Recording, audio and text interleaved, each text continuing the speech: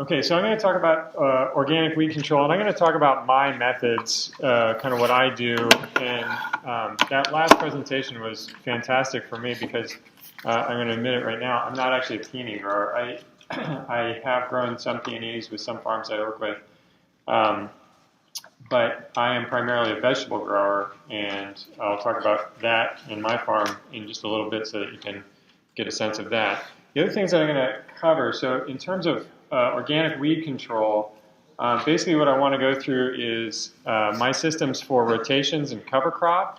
And rotations are probably going to be a little bit, all of these things you're going to have to translate into how does this work for me on my farm? Does it apply or does it not apply? Rotations, I'm typically growing annuals, and so there's a lot of rotation, and I can use rotations for weed control. So that may apply in a longer term sense or it may not apply. Stale bedding or just preparing beds for minimal weed pressure when you're first into the beds.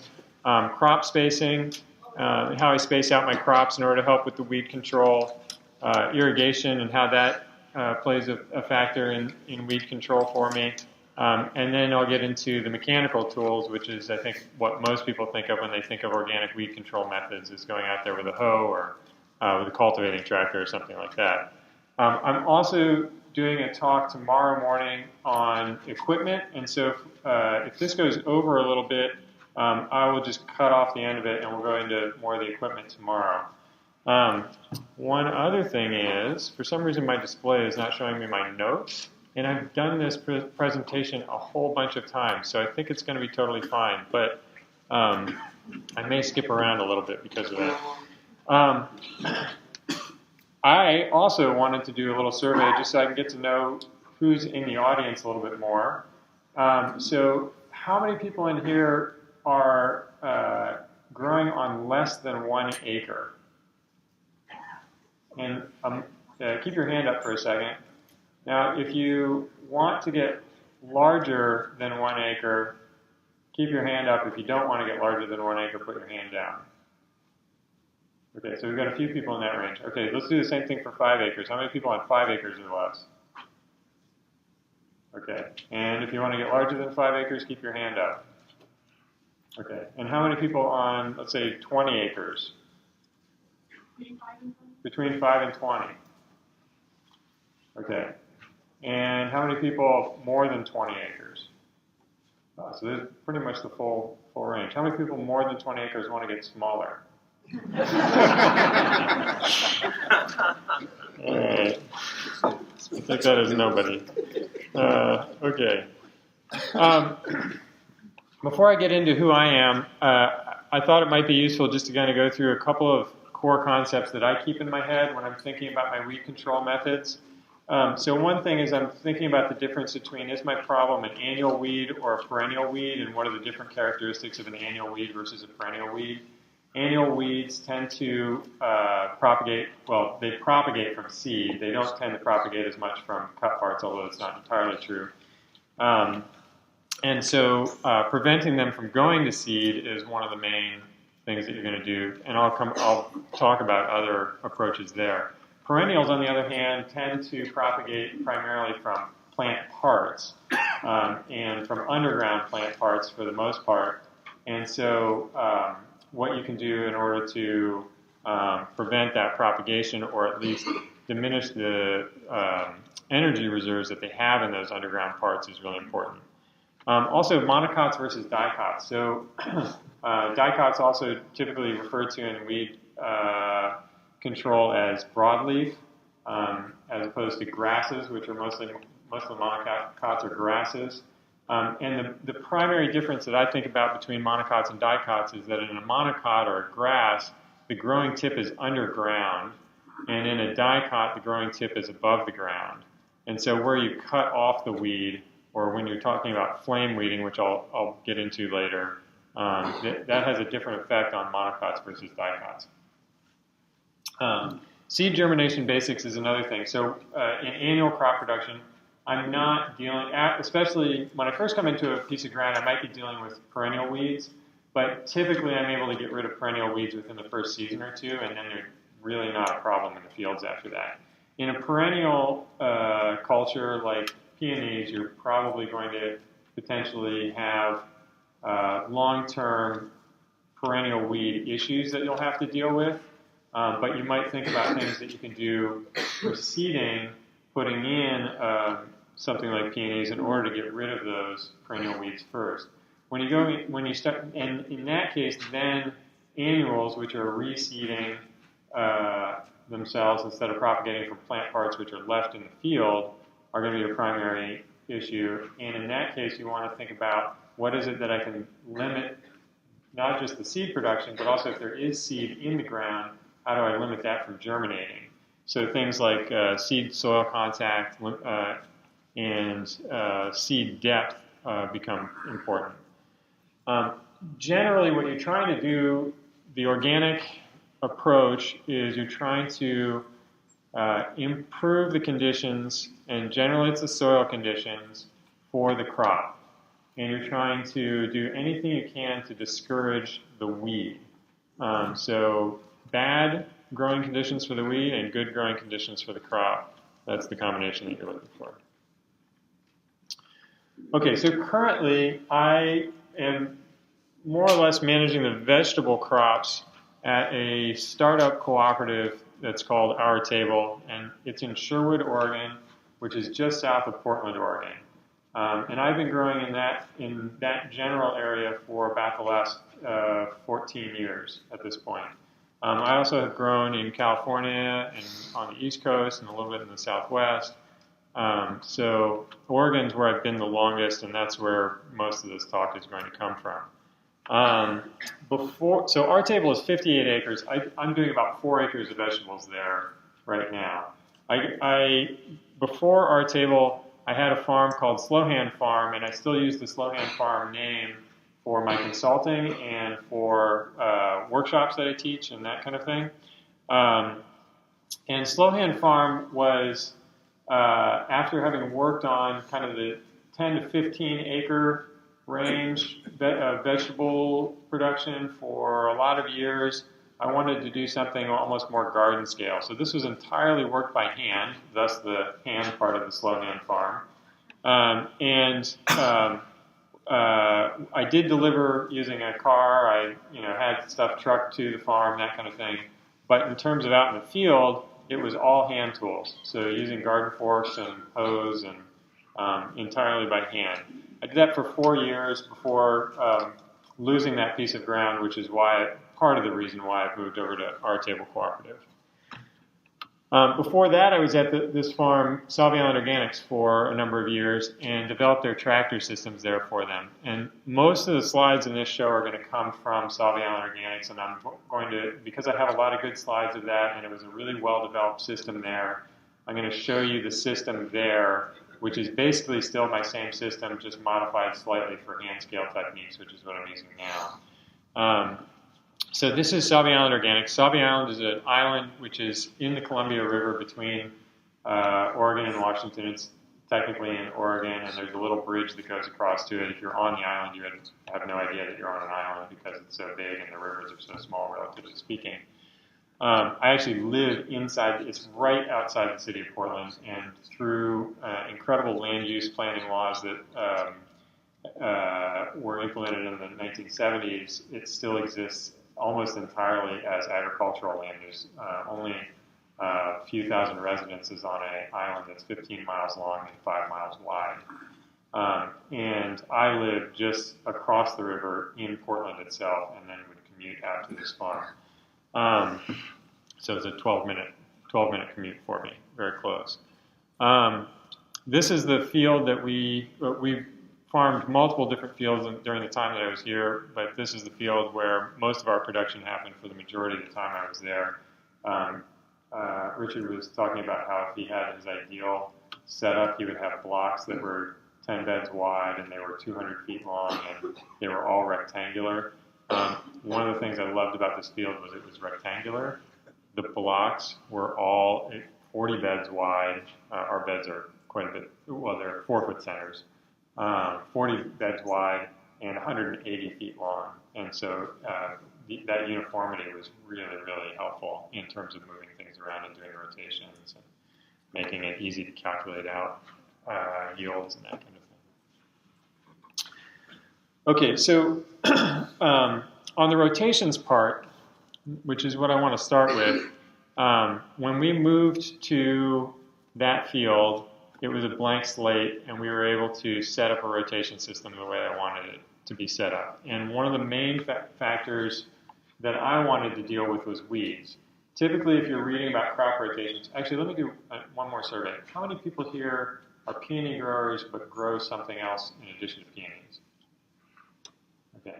And how many of you grow vegetables in addition to peonies? Okay. And of those people, are you growing vegetables on a commercial scale? Yes. No. Anybody growing vegetables on a commercial scale? Selling those vegetables? Just a few. Okay. Weeds are a really big issue. Typically, in annual crop production, what people think about more with rotations is they think about disease control and pest control and fertility issues. Fertility is probably actually usually the top one, although disease control and pest control are kind of taking over from that. And weeds are a kind of pest, and weeds was my top consideration because the pests actually weren't that big a deal for us, and we had some techniques that I thought would deal with fertility issues. So two examples of crops here, squash up on the top right there, and corn down on the bottom left. And squash and corn for us were crops that were somewhat tolerant of weeds, but tended to build up a weed seed population. So just keep that in mind for a second. And then crops like broccoli and onions here, those were the broccoli was a crop that was easy for us to cultivate, and so it was easy for us to keep the weed pressure down in that crop. And so that was actually a good crop to follow something like corn. So we have a different subset of weeds in our summer conditions when the corn is growing than we have in the broccoli, which is grown in the spring.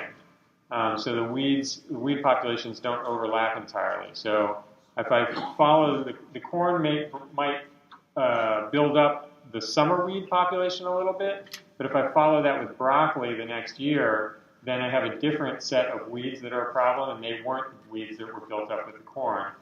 And in addition to that, the broccoli is easy to cultivate. So even if those weeds do start to become a problem, I can take them out with the tractor very easily. Onions might be a good crop to follow that, because once I've gone through with the broccoli, I've gotten the field pretty clean now. The following season, I might come in with onions. Onions are sensitive to weeds, but they're also a crop that, because it's sensitive, we pay a lot of attention to, and they were relatively high value for us. And so we could afford to spend a little bit of extra hand labor in there. So then we're taking advantage of that broccoli, which cleaned up the field the year before, but we're also getting the field even a little bit cleaner because we're spending a little bit of extra hand labor in there. And then a really sensitive crop like carrots, which I don't have a picture of, I would follow carrots after that. So thinking about what crops, if you're doing any kind of rotations, this was really important to me. So we set up this, actually it was a 13-year rotation, very complicated. It's a totally different workshop that I do. But it was all about cleaning up the weeds. And it did not take 13 years to clean up the weeds. Even after 2 or 3 years, we started to see the results from doing this rotation. Cover crops are another really big contributor, but not necessarily in the way I think that most people think about them. So I think a lot of people think, oh, you plant the cover crop and it suppresses the weeds and then you don't have weed problems the next year. And I did not actually find that to be very true. But what I did find with cover crops is that with cover crops, there were certain cover crops where they would do some weed suppression, but what they were actually doing was they were providing me keys as to when to deal with the weeds, or they had management techniques that worked very nicely with the weeds. So let me go back to this one for a second. So this is summer Sudan grass. So Sudan grass is typically a warm weather grass, and I would use Sudan grass in a number of different ways. And this is actually, I don't know whether or not you could grow it up here. Won't grow at all. But this is the kind of crop that we would use between beds that were on wider spacing and then create a sod. So Sudan grass is an annual, So we didn't have to worry about it becoming an issue with the roots being left in the ground and perennializing. But we could create a sod out of it. So if we just mowed it anytime before it started to go to head, so to flower, then it would maintain itself as a sod. And we could use that as pathways between things like melons and summer squash. Or if there were annual weeds in with the Sudan grass, which there frequently were, if we kept an eye on those, they would tend to flower before the Sudan grass was flowering, and then we could mow that field down, get rid of any of the seed heads that were in the field, any of the flowers that were in the field on the weeds, but not have to replant the field to another cover crop. So that was very effective for us. Buckwheat was another cover crop that I used a lot, and this was for fields that weren't going to be in cover crop for as long as Sudan grass. So Sudan grass, I could keep that going for 2 or 3 or 4 months if I needed to. Buckwheat would go to flower in about 4 weeks at the peak of the season for us. And that was as fast or faster than any of our weed species would go to seed. And so it puts up these bright white, one of the reasons why annual weeds are so effective is because they put up these flowers that you don't even realize are flowers if you're not really looking at them. So they're flowering and they're creating seeds before you even know it. But the buckwheat is creating this very showy white flower. And so that was a flag and a signal to us, we need to mow this down and get it turned in before the weeds go to seed. And before the buckwheat goes to seed and becomes a weed. The cover crops also, of course, have other benefits because they are adding organic matter to the ground. They're creating a habitat for the microbiology in the soil, but also habitat for the macrobiology above the soil, so insects and we have lots of tree frogs and those kinds of things. And so very beneficial in multiple different ways. Down where we are, I'm usually doing this further south. Down where we are, cereal rye and common veg or hairy veg are cover crops that we grow through the winter time. And so we'll typically seed those in October. They go all through the winter. They will start flowering in the following June, which is the ideal time to turn them back in.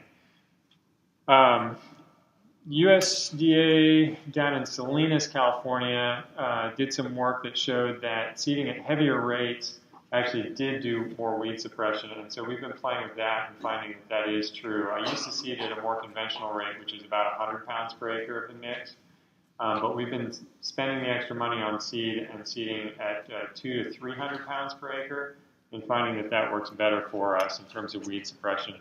And also for us in the wintertime, our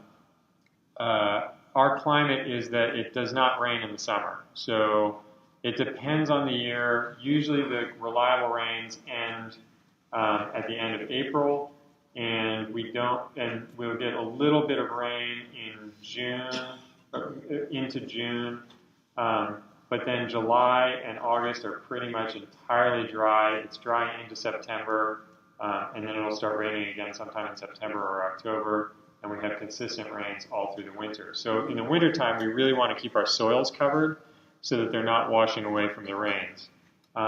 We get frost, but it rarely freezes. This year was an exception. This year was an exception. We actually had almost 2 weeks of solid frozen ground, which in the 15 years I've been in Oregon, I think that's happened. This was the second time that's happened. We'll frequently get like 1 day of solid frozen ground per winter. So, but we're getting a lot of rain, and there's not a lot of other crop growth, not a lot of other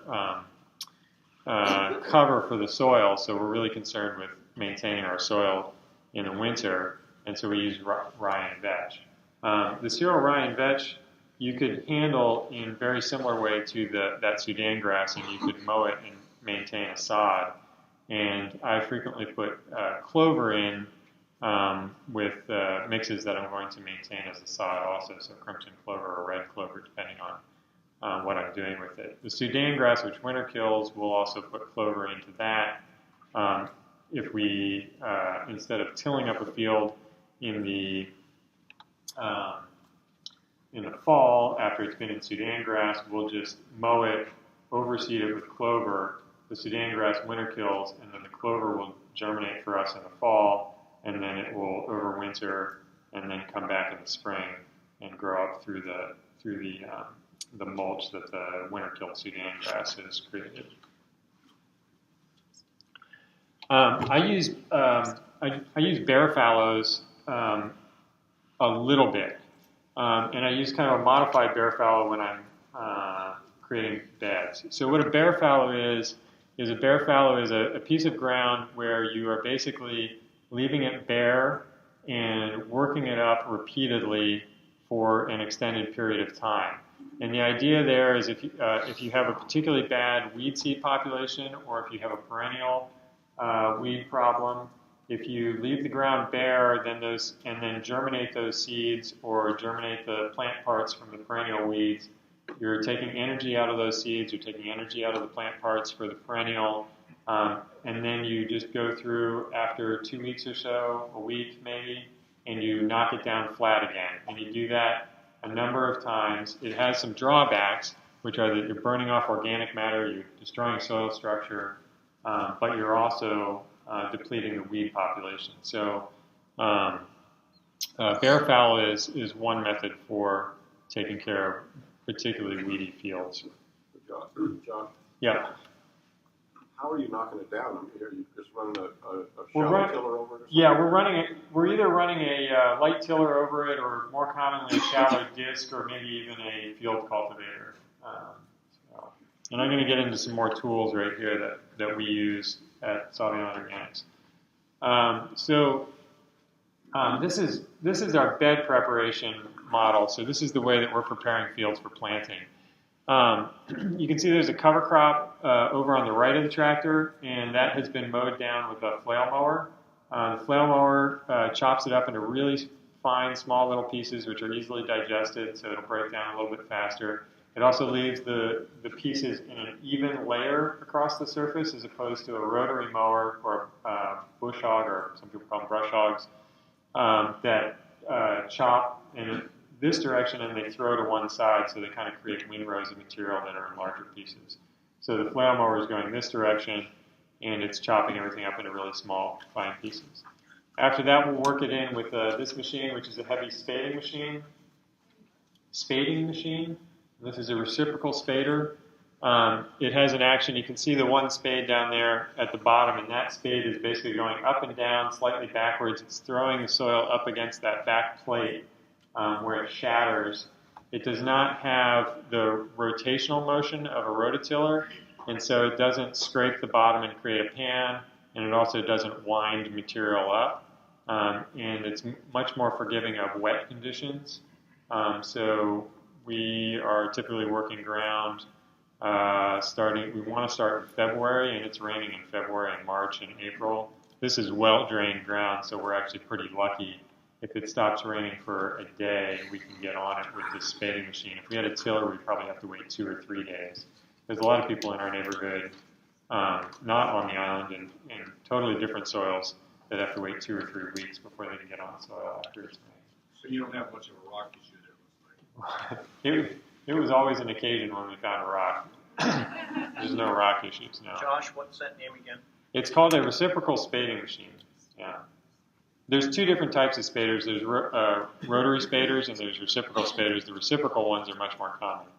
There are some major drawbacks to this tool, but it is really fantastic in terms of the condition that it leaves the soil in, and also its versatility.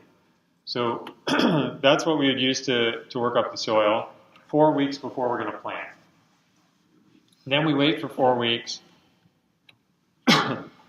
If it's a particularly weedy patch, or it's a crop that's going to go in there that needs a really fine seed bed, 1 week before planting, we'll come back with a disc like this, or we might come back with a lighter spading machine, or we might come back with a tine weeder, and work the soil shallow in order to kill any weeds that have come up, and then also to help aid the digestion process so that we can get a little bit finer tilth in the soil when we make the final bed. The final bed, we had a lighter spading machine, and that would come through, and that on this light soil was a perfect machine for making really light, fluffy beds for seeding into. A rototiller would actually be totally appropriate in this set, just 2 inches deep, maybe 3 inches deep, something like that. So you just get that fine texture right on the surface, take out any weeds that have germinated at that point. We use cultivating tractors. We use an Allis-Chalmers G primarily. This is probably not going to apply to many folks, but we set a gauge bed first. So we were doing lots of successions of lettuce. So the previous week, this lettuce had been planted. We run back over that bed to reset our wheel tracks. Then we run up the next bed to set our wheel tracks on the next bed. And we have a little bed marker in there, which you can see running underneath there, which is marking out this grid pattern on the bed, and that tells us where to plant. So we can plant either a 3-row crop, or we can plant a 2-row crop using the 2 outside lines, or we can plant a single-row crop using the center line. We can plant 5-row crops pretty easily also, because it's very easy to estimate the space between the two. Those tick marks are every foot. So for lettuce, that was perfect. We plant every foot. But you can also easily plant 6-inch spacing, because it's really easy to estimate 6 inches. You can plant 9-inch spacing, which is, 8-inch spacing, which is 3 plants every 2 marks. You can plant 1.5-foot spacing. You can plant 2-foot spacing. Pretty much whatever spacing you want, you can get out of this. We would plant 4-inch spacing with it by putting 3 plants per mark. So we use this to mark no matter what we were planting. And then the spading machine leaves the soil very soft. And I mentioned soil to seed contact before. Are people familiar with this term? So there's this really weird thing that we do, which is that we till up the ground and we get it nice and soft. But then in order to get good seed germination, if we're direct seeding into the ground, we need to firm it up again so that the soil has good contact with the seed. And the soil is what's going to bring the water and the nutrients to the seed.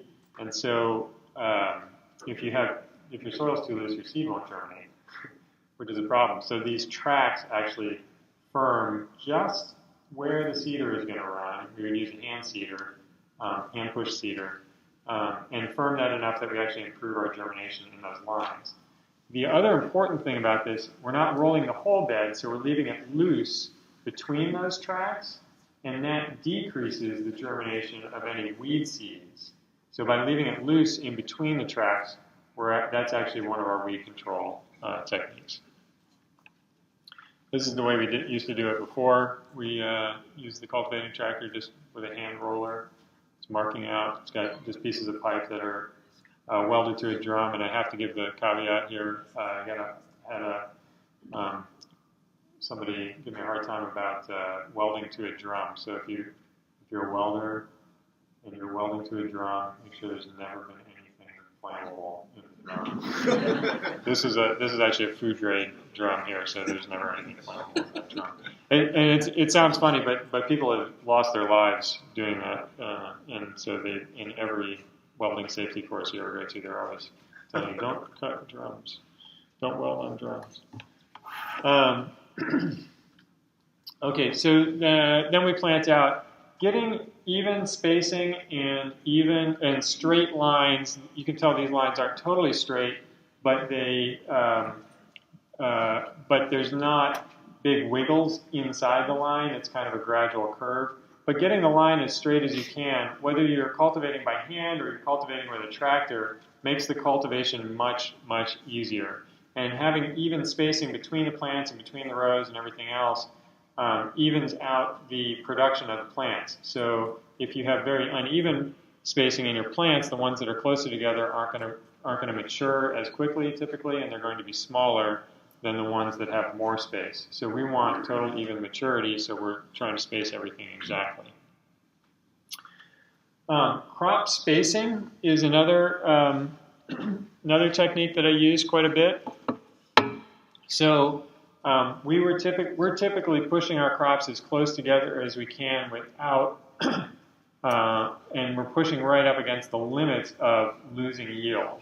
So we want them as close together as possible because the closer the plant is, the more its canopy is going to shade the surface of the soil. And if you're trying to prevent germination of seeds, another thing you can do is make the soil dark.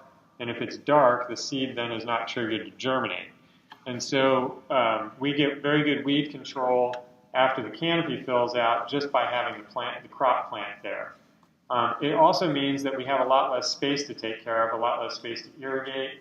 We're not having to maintain huge tracts of pathways in between plants, but it does make it trickier. Like our rows were our pathways were 1 foot wide, and we had a guy who worked on the farm who had size 16 feet, and he could not fit his feet into the pathway. Most people, when they first get to the farm, they're like, "Oh my God, I can't work in this little teeny space." And then if they've got smaller than a size 11 foot, which is what I have, they figure it out after a couple of weeks, and they're totally fine with it after that.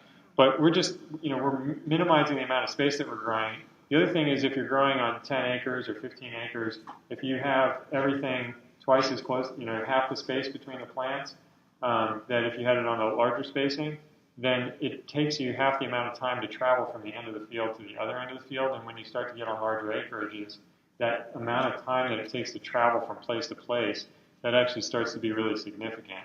So I'm a big fan of stuffing everything close together. There are definitely reasons for spreading things out. So for us, irrigation is important because the way that weed seeds are going to germinate essentially, and even perennial weeds are going to germinate, is with moisture. And in the summertime, because it doesn't rain where we are, we have really good control when we put the water exactly where we want it. So you can see that the wetted surface there is only about maybe not quite half the bed. So I'm only going to have really any kind of weed germination within half of the space. So I've already eliminated half of my weed problem. It's a little bit more complicated than that, but that's a simplified version. And it is quite effective that way. This is, we do use overhead irrigation for quite a few of our crops. And so with overhead irrigation, then we have to maintain the entire space in terms of weeding. This is beds of parsnips.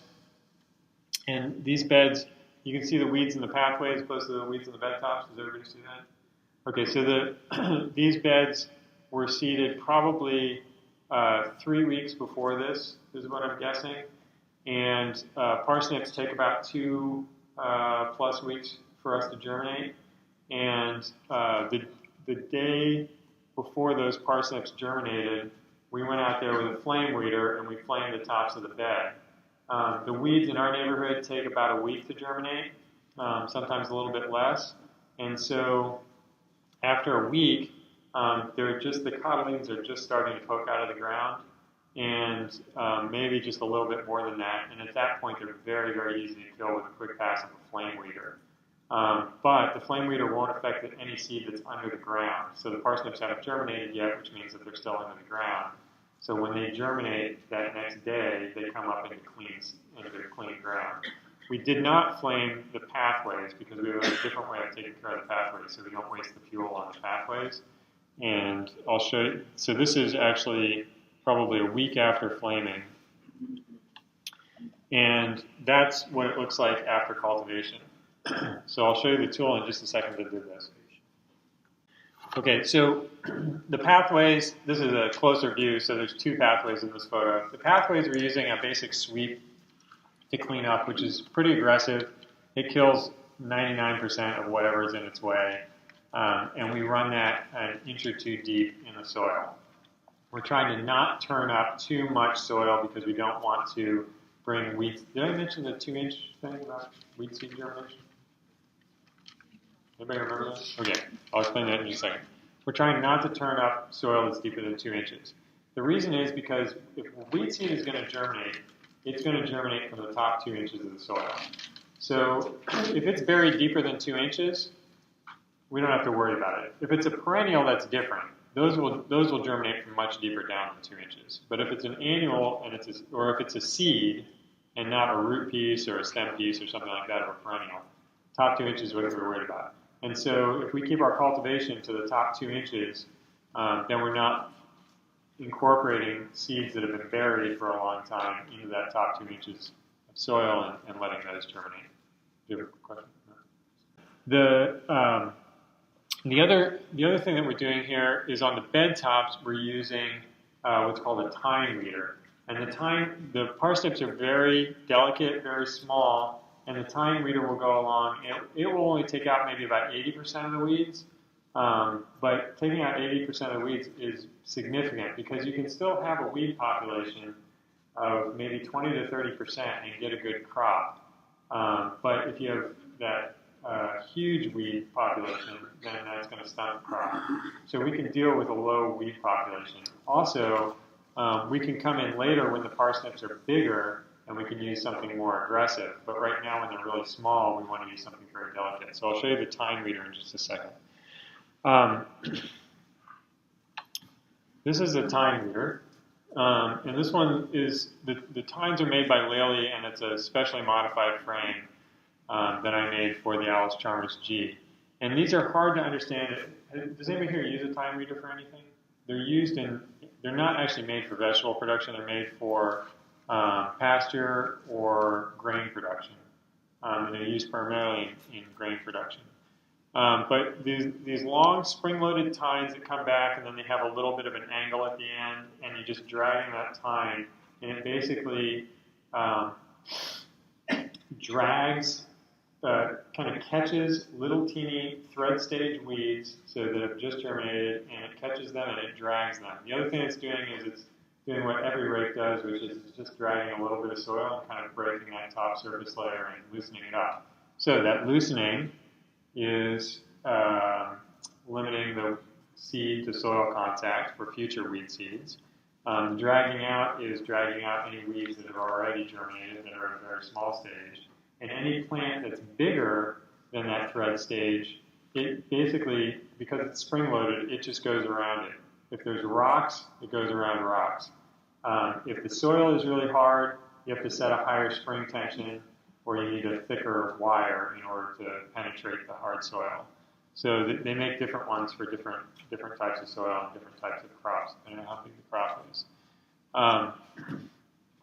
The Lilly is really nice because each individual tine is adjustable, and so for vegetable production, if I don't want a tine in the pathway of the cedar, I can actually lift that tine up and take it out, so I'm just not cultivating at all in the pathway. For grain production and for larger seeded crops and for transplanted crops, and I don't know how peonies would do with this, you can actually just put all the tines down and run right over top. In potatoes and beans and that kind of thing, we just run right over the top of the crop, and it's no problem. And even with drip tape, we run right over the top of drip tape, no problems, as long as you're paying attention and you don't snag a loop. So this is cultivating beans, what's called blind cultivating, which is just going right over top of the crop. And you can see the beans are a decent size, but the weeds are quite small in that bed. It does not clog, with light trash situations, it doesn't clog easily if you have a really heavy trash situation. People know what I'm saying when I say trash. So dead plant material. It doesn't clog very easily. So, and then if you don't have a totally flat bed, which is a problem, can be a problem, it will follow the contours of the bed.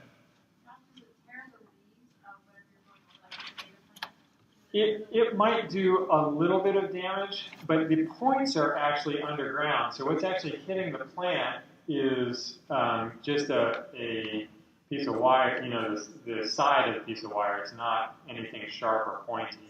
And it's not going very deep. So the other reason why you don't want to go more than an inch or two deep, especially if you're in close to the plant, is you don't want to disturb the roots of the plant too much. So this is only going maybe a quarter to a half inch deep. It's not going very deep at all. You can set them a little bit deeper if you want it more aggressive, or you can set it a little more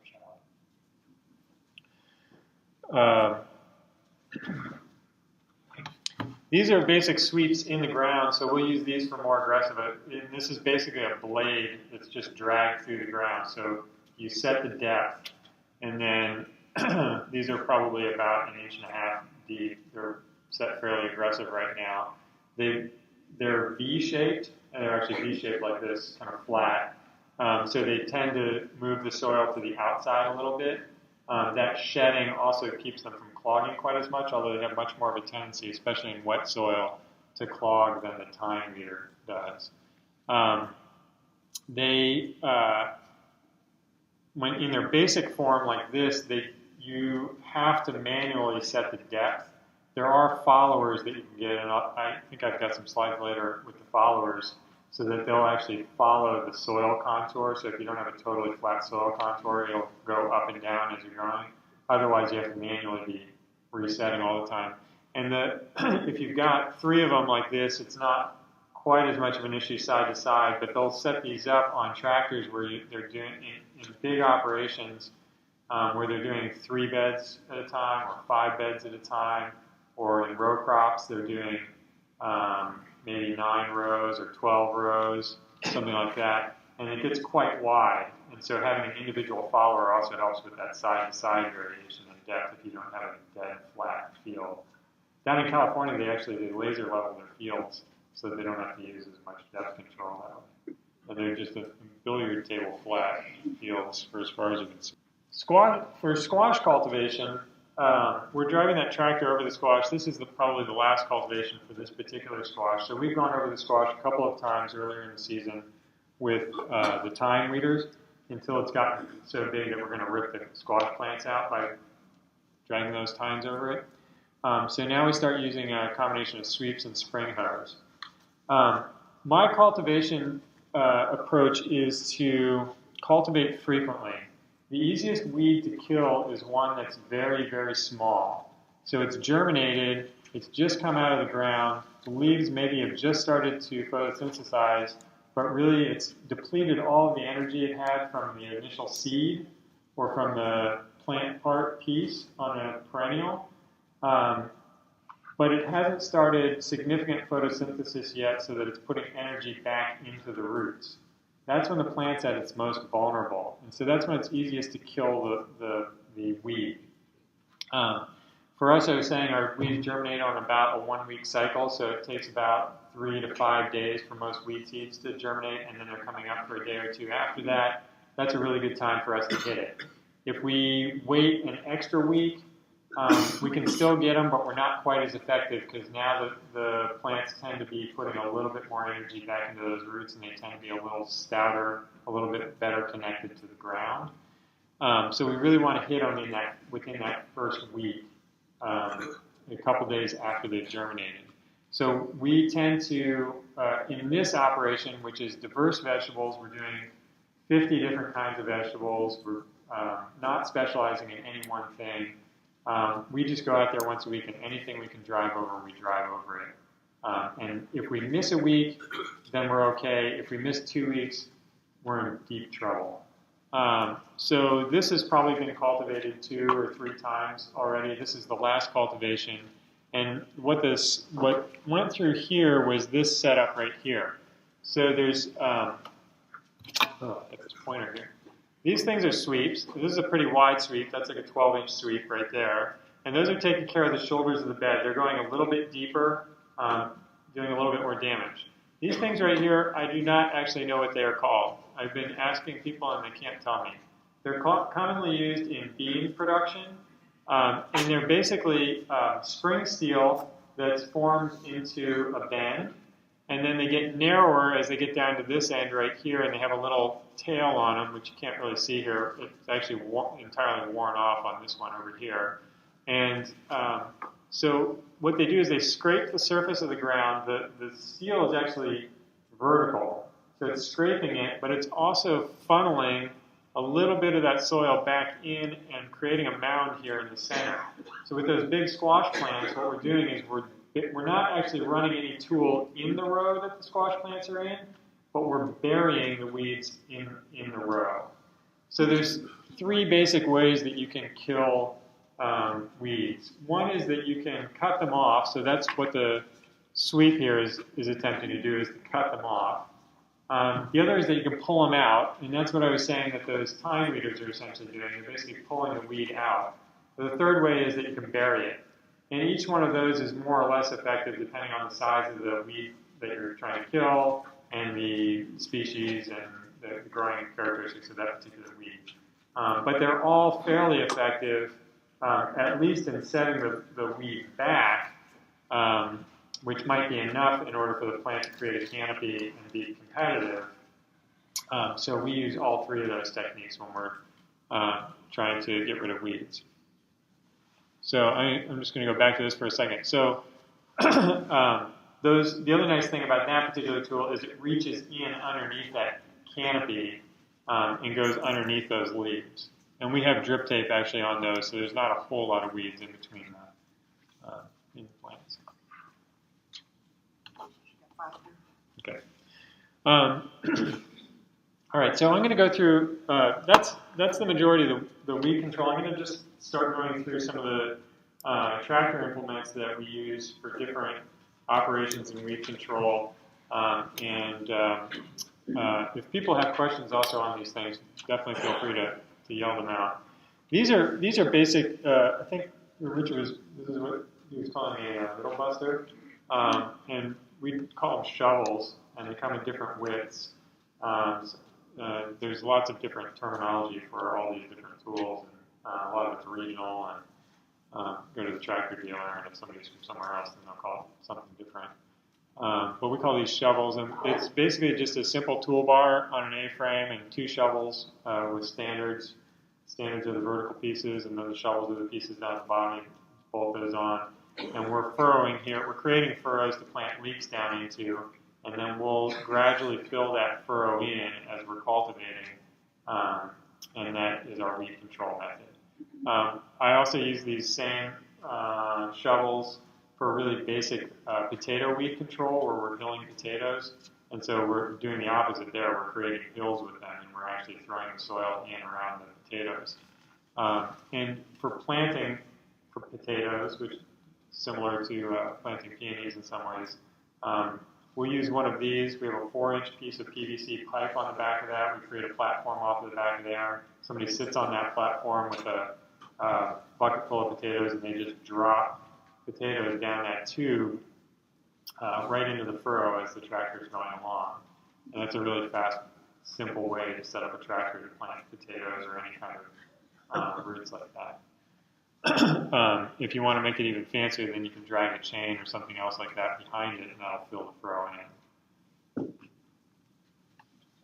This is a tool, I have no idea how it would be useful to you, but it's super well thought of in the vegetable community for very delicate cultivation, called a basket weeder. So tractors, there's cultivating tractors used to be commonly set up with belly-mounted tools. Belly being underneath between the front wheel and the rear wheel. And that gives the operator a good line of sight, and it also means that when you make minor adjustments in steering, you don't move the tool as much. And if you turn to the left, you move the tool to the left a little bit, so it's a little bit more intuitive. If the tool's hanging off the back and you turn to the left a little bit, the tool actually moves to the right, so it's backwards. And so the belly-mounted tools are a little bit easier for cultivating. There are very, very few tractors made today that take belly-mounted tools and are kind of in this cultivation setup because our agriculture has gone to bigger and bigger production, which means they're hanging all the tools off of the back and they need more horsepower and they can't fit the tools underneath the belly of the tractor anymore. So nobody's making these. Well, not nobody, but very, very few folks are really making any kind of cultivating tractor with belly mount options. This is a similar tractor to that Kubota that was shown earlier in that it has an offset motor, and so the motor's on one side, and then the operator has clear vision down the center. That Alice Chalmers G that I showed earlier, that actually has a motor in the back, so the operator has the clear vision down the center. The way this cultivator works, which is totally appropriate to anything else, is that those wire tines, you can see there's kind of wickets, So there's two rows of them, and they're attached by a chain. Can you guys see this chain right here? And there's different size sprockets, so there's a differential on this chain.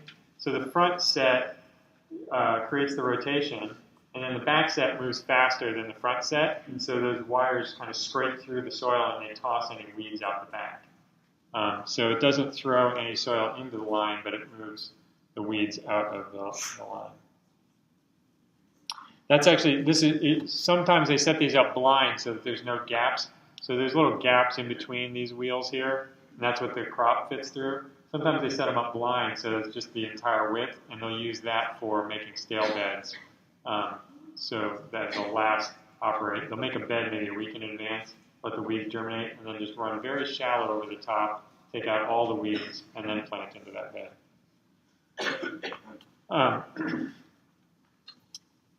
This is up here not because of the specific tools that are on it, but just to show what folks, this is a very common technique down in California. I don't see it quite as much up in the Northwest, although some folks are using it a little bit, but just to have these A-frames, so this mounts on a three-point of the tractor and then hangs off the back, and then you've got 1, 2, 3, 4 toolbars that are all spaced out probably 1.5 feet apart from each other, and they're hanging different sets of tools off of it depending on what they are trying to do, and so they'll do multiple options all in one pass.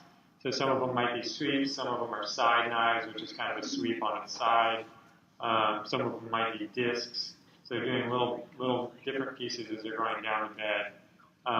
And they're just putting these things together kind of like an erector set or something where you've got all the components and you can just put them together however you want to put it together. Lewiston rolling cultivator, very popular field crop, row crop tool. Can be set up to do a lot of different, can be set up for ridge tilling or for flat. It can throw soil in towards the crop or it can move soil away from the crop. And basically it digs in just a little bit and then flicks the weeds out. And the rolling, just the forward motion makes those spider wheels move. And this, I could actually see this as an interesting option for doing something like peonies on a slight ridge or even on a flat, and tossing soil either in or away depending on what time of year. Okay. So I'll be back with more of these tomorrow. Great.